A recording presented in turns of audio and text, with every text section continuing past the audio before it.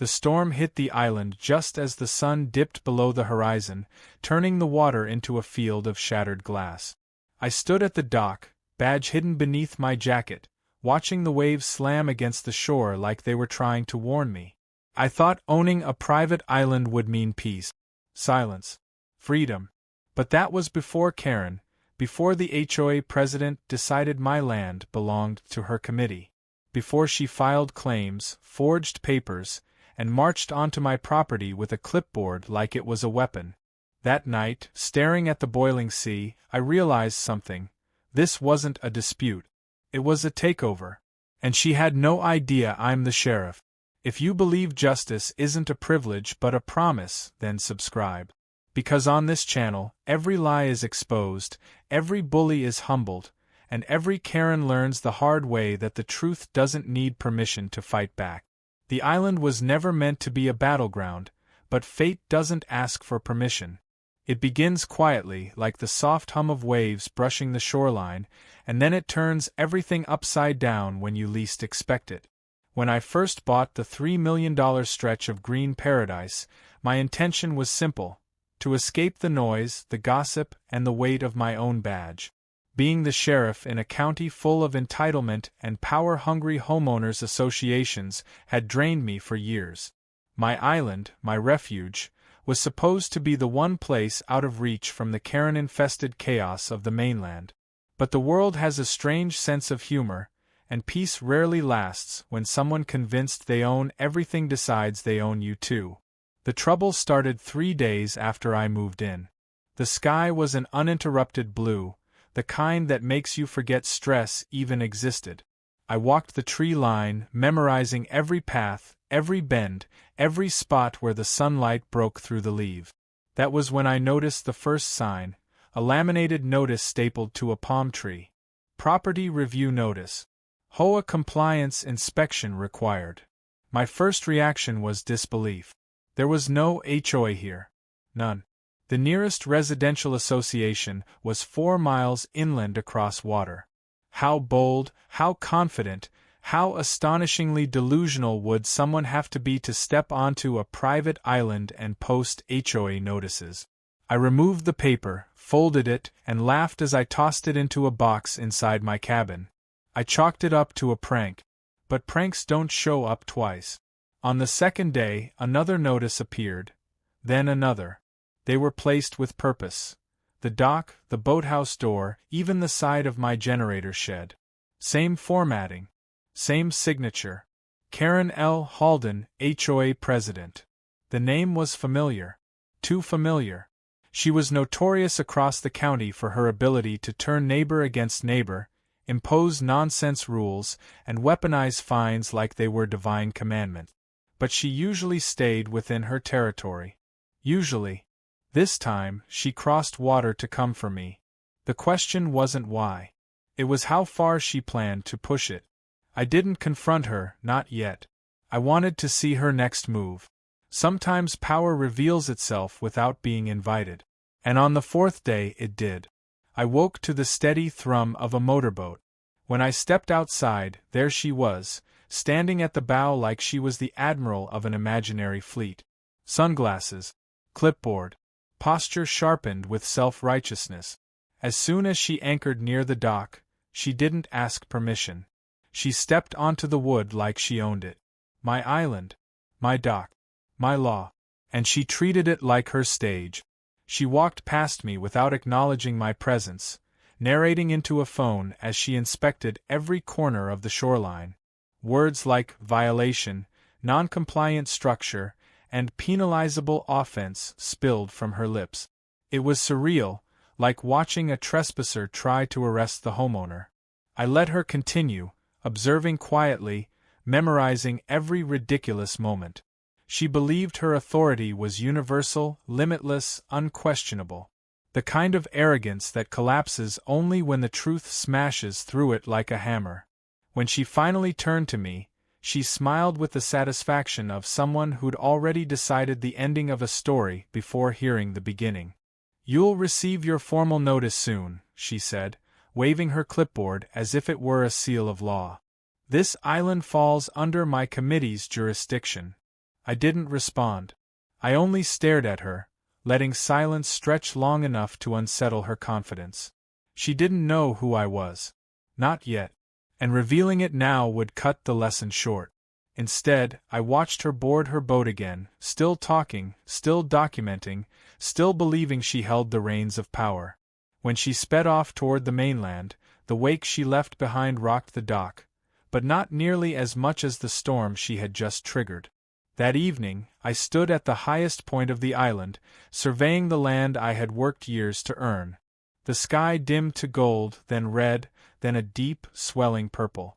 On the horizon, the last flicker of daylight reflected off the water. The world looked peaceful, but inside me, something stirred. A reminder that justice, when provoked, rises like a tide that cannot be stopped. Karen didn't just trespass. She didn't just claim authority she didn't have.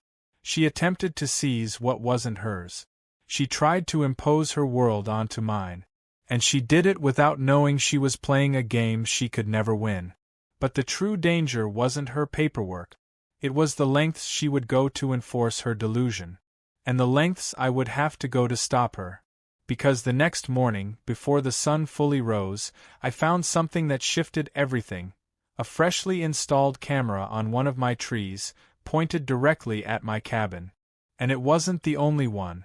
The discovery of the hidden cameras shifted the entire balance of the conflict. Overnight, the island no longer felt like sanctuary, it felt like a stage under surveillance. As dawn crept across the treetops, the weak light revealing the glossy lens embedded in bark, I felt something heavy settle in my chest. It was not fear but the slow-burning realization that Karen had escalated far beyond petty control. This was intrusion layered with obsession, a boundary crossed with deliberate intent. I circled the first tree slowly, studying the camera's orientation, the angle, the quality. This was no amateur setup. The device had been mounted with precision, disguised beneath bark shavings and twine. The fact that she installed it without detection meant she, or someone she hired, had moved through my island with practiced stealth. I removed the cameras one by one, twisting each unit from its mount, feeling the faint static crackle as they powered down. The lenses caught slivers of early sunlight, reflecting fragmented images of the forest behind me. Karen wanted evidence, leverage, control. She wanted to build a narrative that would justify her claimed jurisdiction over the island.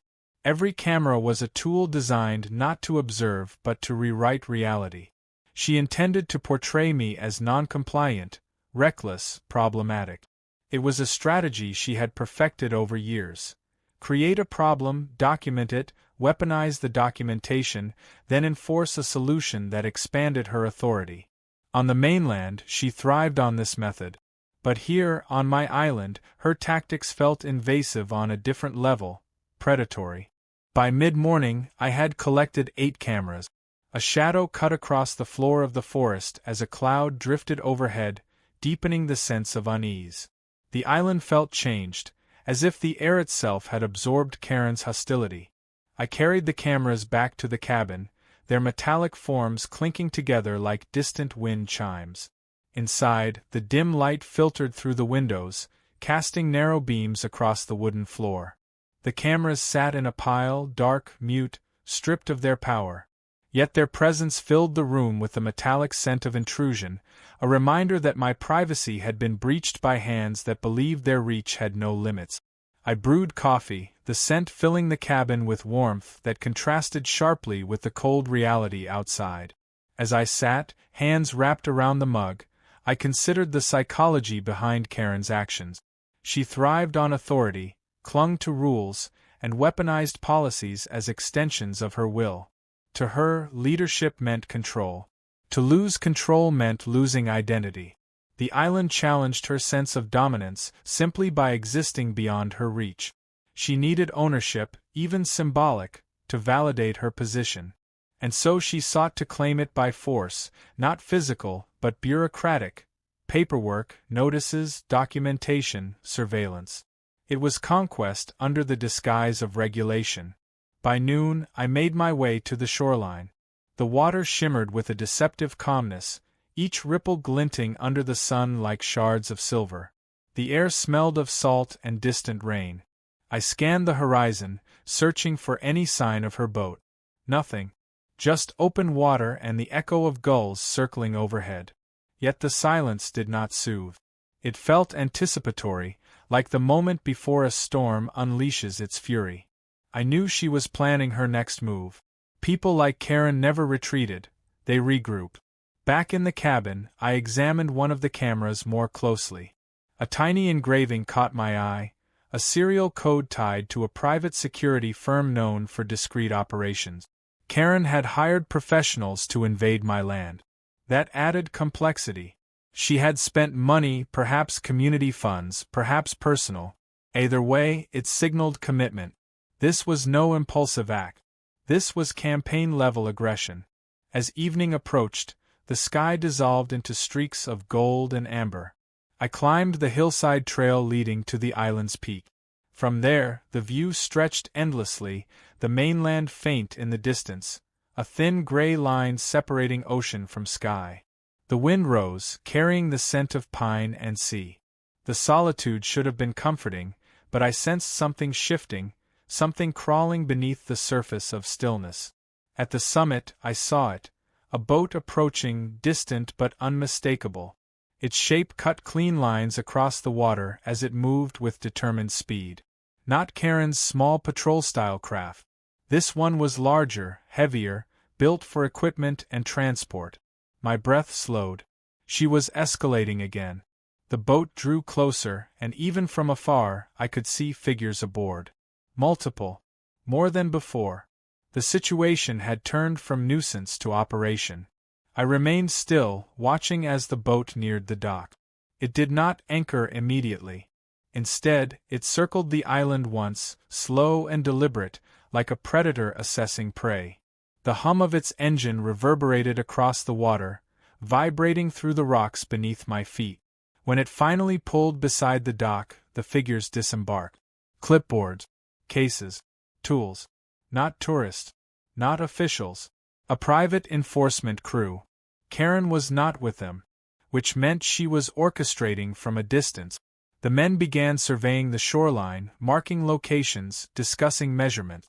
They moved with certainty, as if they believed their presence was legitimate, as if they had documents authorizing their intrusion. My jaw tensed. This was more than surveillance. This was preparation. And then I understood.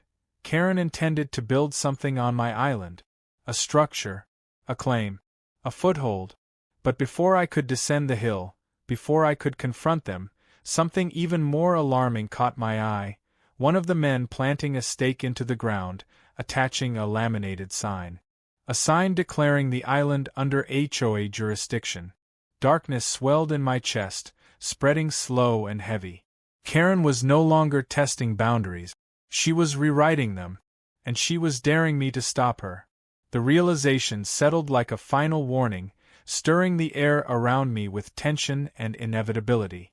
And as night approached, I sensed the confrontation drawing unbearably close. The night clung to the island like a heavy shroud, thick with tension and the residue of uninvited footsteps. I lingered at the summit, watching the silhouettes of the enforcement crew move along the shoreline as shadows swallowed their outlines. Every gesture they made felt invasive, calculated, and deliberately unsettling, as if they were staking more than territory, they were claiming authority they never possessed. As darkness deepened, the hum of their generators reverberated across the water, echoing through the trees like a warning drum. The island, once serene and untouched, now felt disturbed in its very foundation. Their equipment cases clicked open with the precision of seasoned operatives. They erected measuring poles, marked coordinates in bright paint, and documented every inch of ground as if preparing for a territorial reconstruction nobody had authorized. I descended the hill with cautious steps, each footfall weighted with the realization that Karen intended to escalate beyond surveillance. The men worked with brisk efficiency, moving as though they expected reinforcement or resistance.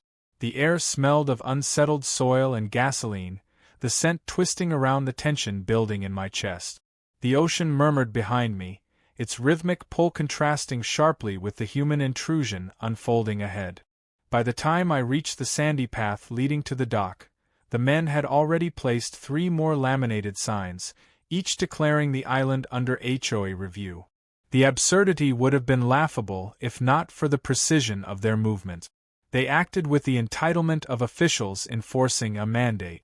But this was trespassing, pure and unmasked, fueled by Karen's ambition disguised as community governance. I watched them from the shadow of a cedar, measuring every detail. Their boots pressed deep into the damp sand, leaving tracks that cut sharp lines through the natural landscape. They marked trees with fluorescent tape, not bothering to conceal their handiwork. The forest felt wounded under their intrusion, branches bending slightly as if recoiling from unfamiliar hands. Even the birds had gone silent, sensing something unnatural stirring. The men spoke softly, but their intentions radiated through their movements. They were mapping, not inspecting. Preparing, not observing. Karen wanted infrastructure on my island, something permanent enough to create a legal foothold. Once built, she would argue jurisdiction based on occupancy. It was a tactic older than any modern rulebook. Establish presence, then enforce control. A strategy used by conquerors long before HOAs existed. I stepped closer to the dock, letting the fading light cloak my approach. The men were too focused on their tasks to notice the shifting shadows.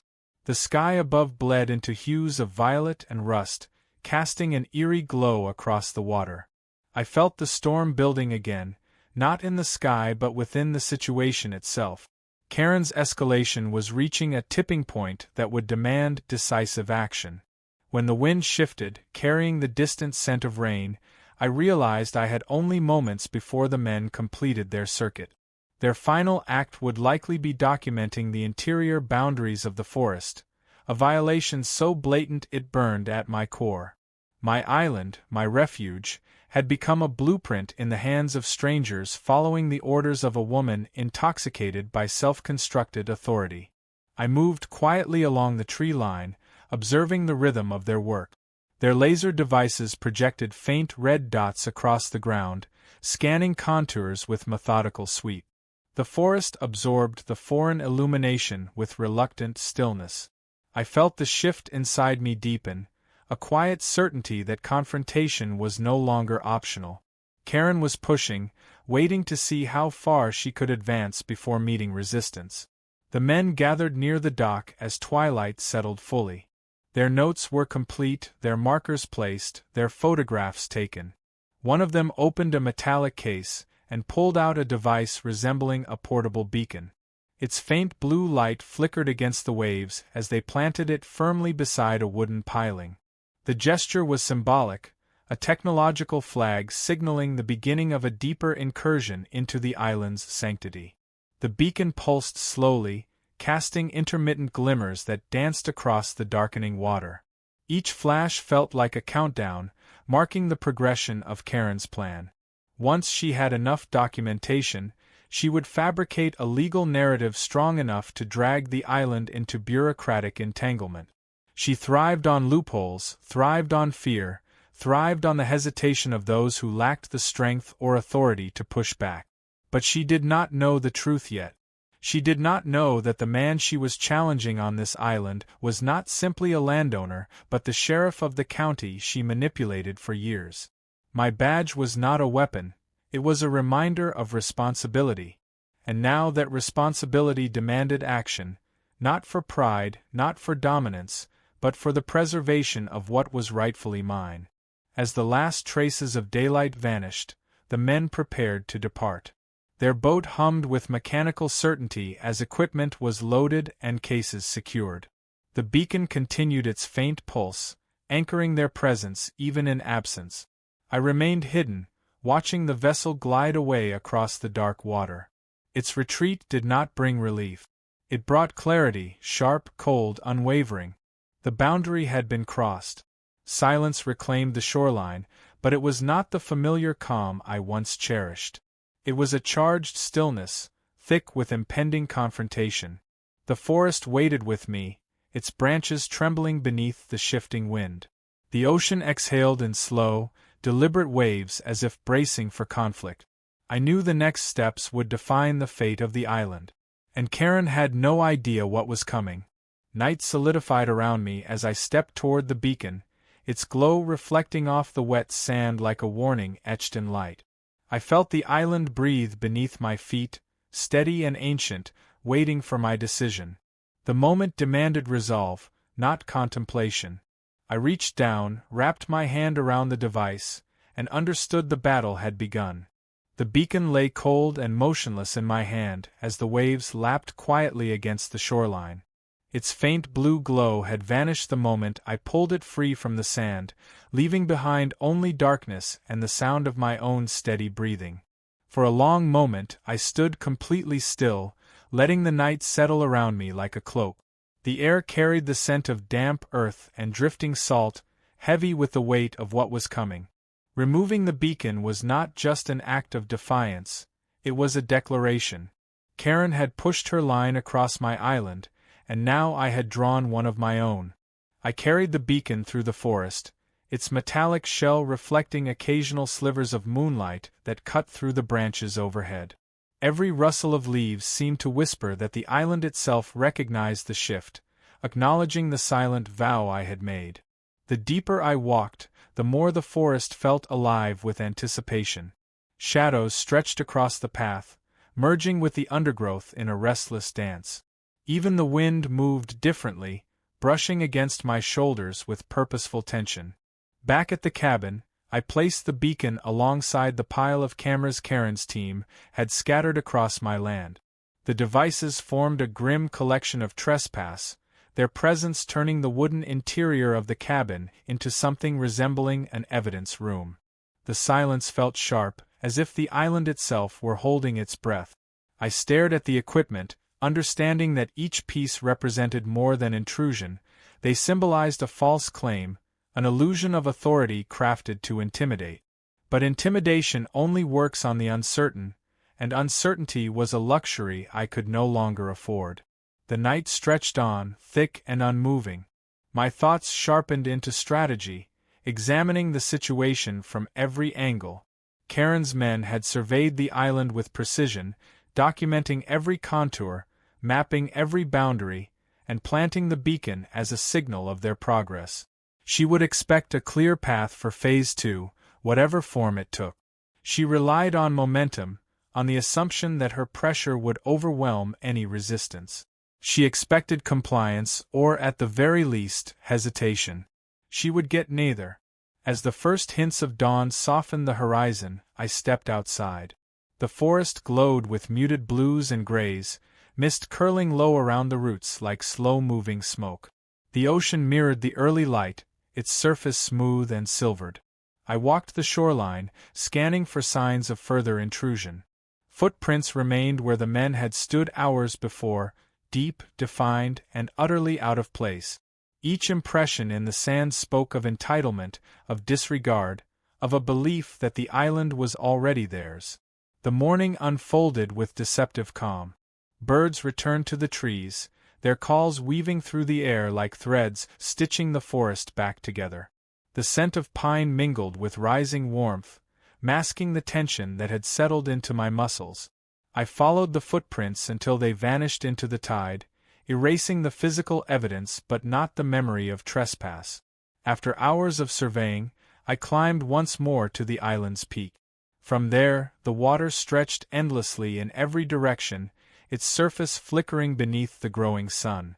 The mainland lay quiet in the distance, bathed in soft gold that radiated innocence it did not deserve.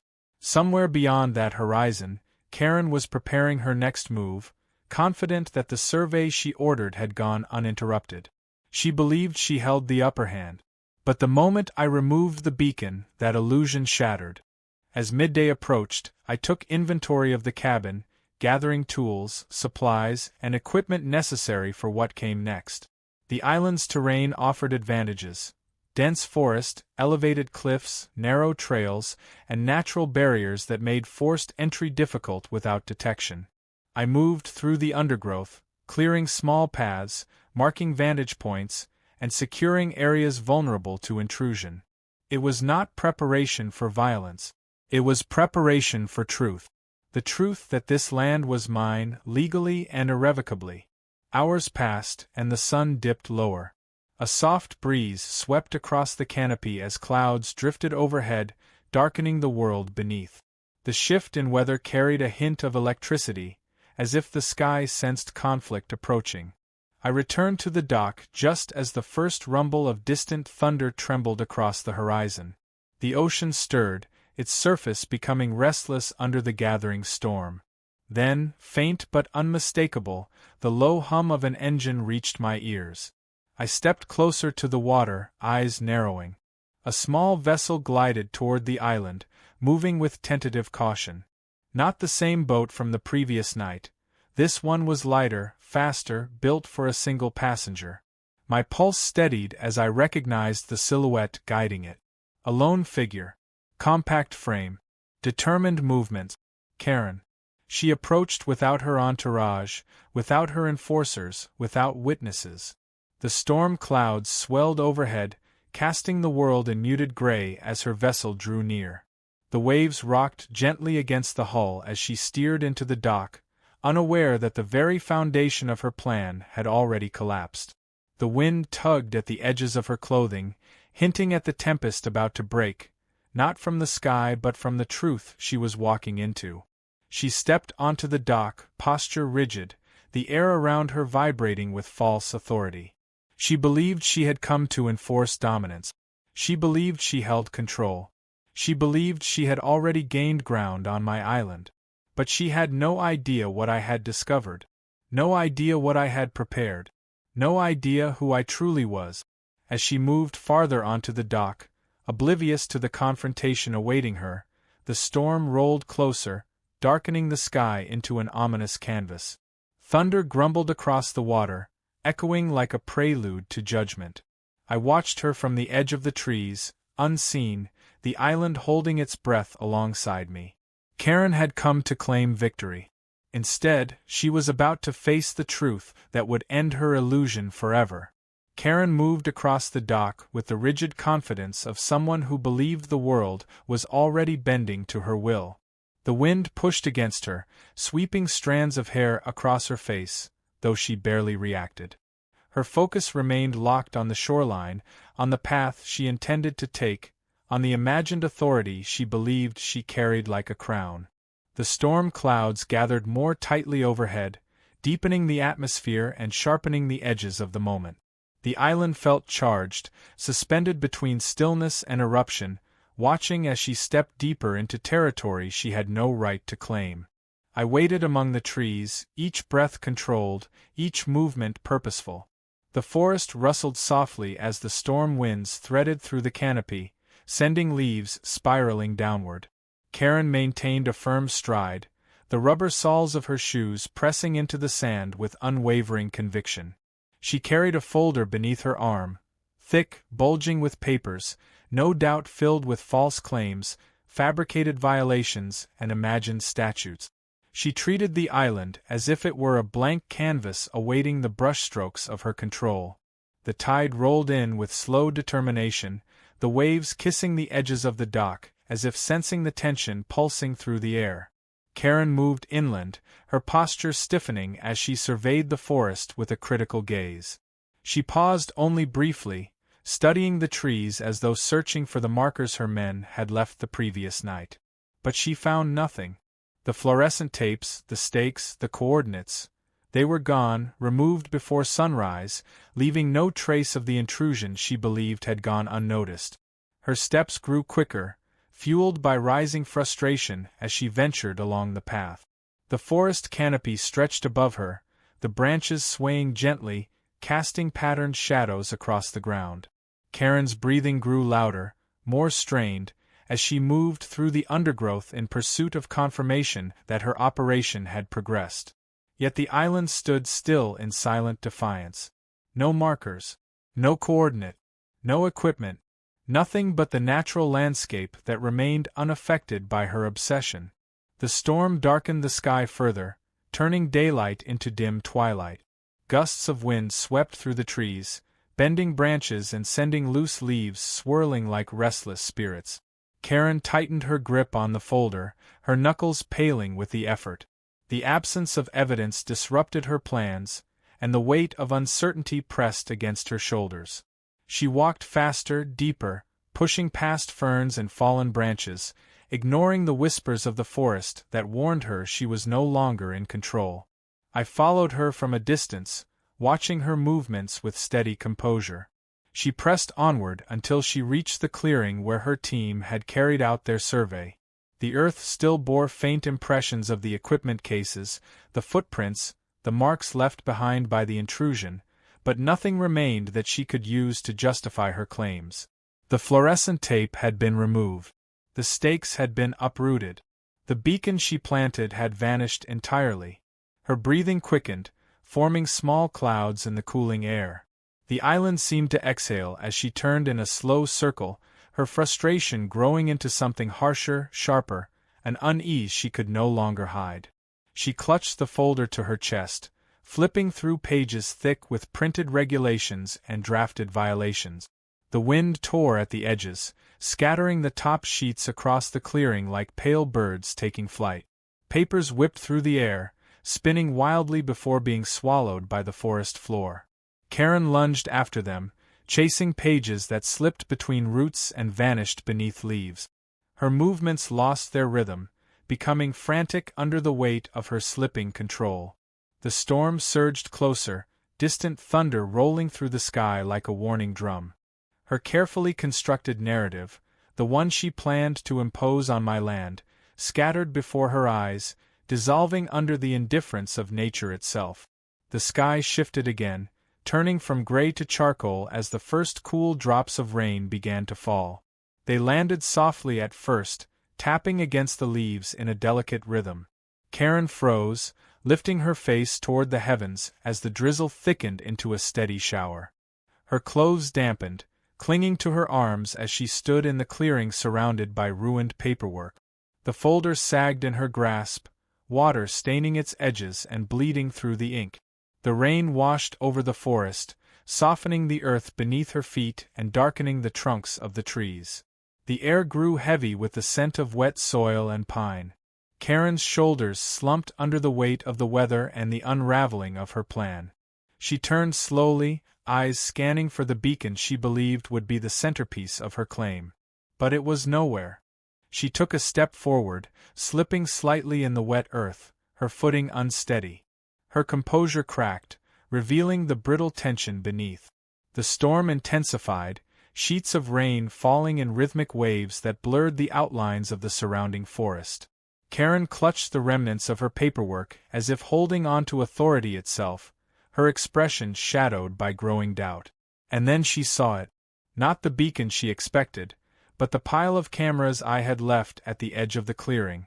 Cameras she believed were still hidden, functioning, recording. Cameras that now lay silent and exposed, stripped of purpose. She froze, staring at the heap of metallic devices, realization striking her like cold lightning. The island was no longer her stage. It was evidence. The rain poured harder, soaking the forest in sound and motion as Karen backed away. Every step she took carried the weight of dawning awareness, the understanding that her actions had been uncovered, dismantled, neutralized. The facade of power she carried began to fracture, piece by piece, under the storm's relentless pressure. She turned toward the dock, her pace quickening into a hurried retreat, the rain pounding against her shoulders as she moved. The storm chased her through the forest, winds rising like a warning chorus. The island seemed to reclaim its ground with every gust, every roar of thunder. Karen reached the edge of the trees and stopped, because I was standing there, waiting. Not hidden, not silent, not observing, but confronting. The storm howled around us as the truth dawned in her eyes.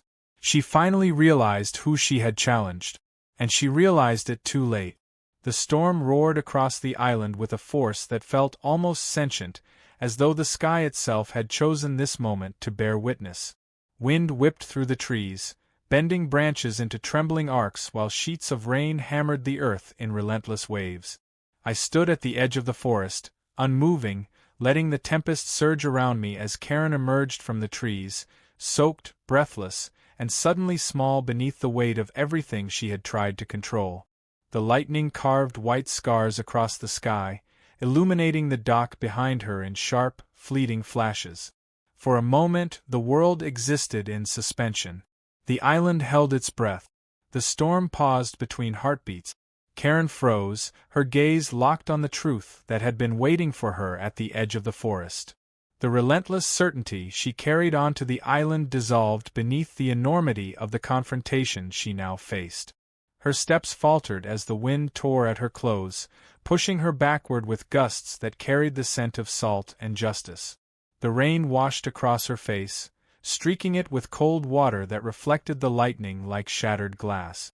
The island around us throbbed with the pulse of the storm. The dock creaked beneath the heavy waves. The trees groaned under the weight of the wind. The air vibrated with the electric tension of an ending that had been building from the moment she first trespassed. Karen tightened her grip on the ruined folder, knuckles whitening beneath the pressure of her unraveling control. The papers within were warped, smudged, and useless, their authority drowned by the rain and crushed beneath the gravity of her intrusion. Thunder cracked overhead, rolling across the sky in a deep, resonant growl that seemed to speak for the island itself.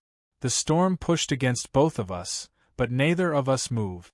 Karen's breathing grew shallow, the rhythm breaking beneath the strain of the moment. She took a hesitant step forward, though the ground felt unsteady beneath her feet.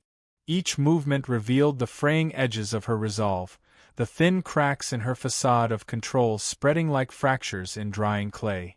The storm intensified, the wind pushing against her with deliberate force.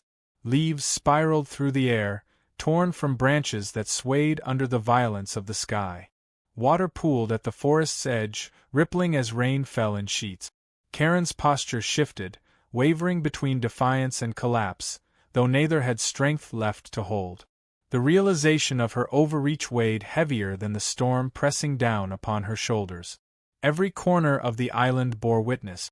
Every branch and wave seemed to lean closer, listening to the confrontation unfolding in silence. Lightning split the sky again, illuminating the pile of cameras behind her, the devices she once relied on for silent power, now stripped of purpose. The rain glistened against their surfaces, turning them into cold, lifeless reminders of her attempted dominion. The storm washed away the last remnants of her manufactured authority, revealing the truth that had always existed beneath. The island belonged only to itself and the one who respected it. Karen stumbled backward, her footing slipping slightly on the wet earth. The wind lashed against her, pushing her toward the dock as though urging her retreat. The ocean surged with the storm's energy, waves swelling and crashing with primal force. The boat that brought her here rocked violently against its moorings, the ropes straining under the weight of the churning water. Every sound, every movement, every tremor of the island carried a message she could no longer ignore. The storm pressed against us both, but where it fueled my resolve, it drained her strength. She turned toward the dock, each step heavy with resignation. The rain-soaked earth clung to her shoes, pulling at her like the weight of her own actions. The trees hissed as the wind tore through their leaves. The sky flashed again, casting the island in stark white light that flickered across her trembling form. The dock groaned beneath her as she stepped onto its slick surface. The ocean surged, splashing cold water across her legs as she neared the boat. The vessel lunged upward with each wave, its engine rattling against the storm's fury. She gripped its edge, her fingers trembling, the folder still clutched beneath her arm like a relic of a battle already lost. The rain softened it further, peeling back the corners and bleeding ink across her palms. She climbed aboard, her movements unsteady, shaken not just by the storm but by the truth she could no longer deny. Her world had shrunk from one of dominance to one of consequence. She no longer walked with the certainty of someone in control. She moved with the weight of someone who had finally recognized the limits of her reach. The storm, the island, and the truth had stripped her illusions bare. As Karen started the boat, Lightning carved another jagged line across the sky, illuminating the island one final time before the engine roared to life. The vessel lurched forward, cutting a sharp, desperate line through the water as she fled into the storm. The waves swallowed her wake as quickly as it formed, erasing her presence from the island with the same indifferent force that erased her fabricated authority. I watched until the boat vanished into the darkness, swallowed by the storm's vast embrace. The rain softened gradually, its relentless rhythm easing into gentle taps upon the leaves. The wind calmed, allowing the trees to rise once more. The ocean settled into a steady tide, its breaths long and rhythmic. The island exhaled with me, reclaiming the silence that had been stolen. As dawn approached, the storm drifted away, leaving behind a world washed clean and gleaming beneath the emerging light. The island stood resilient, its roots deep, its spirit unbroken. And I stood with it, its guardian, its witness, and the one who had endured. The battle was not fought with violence. It was fought with truth. And the truth had prevailed. The island remained mine. Not because I had defended it with authority, but because she learned she could never take what she never understood.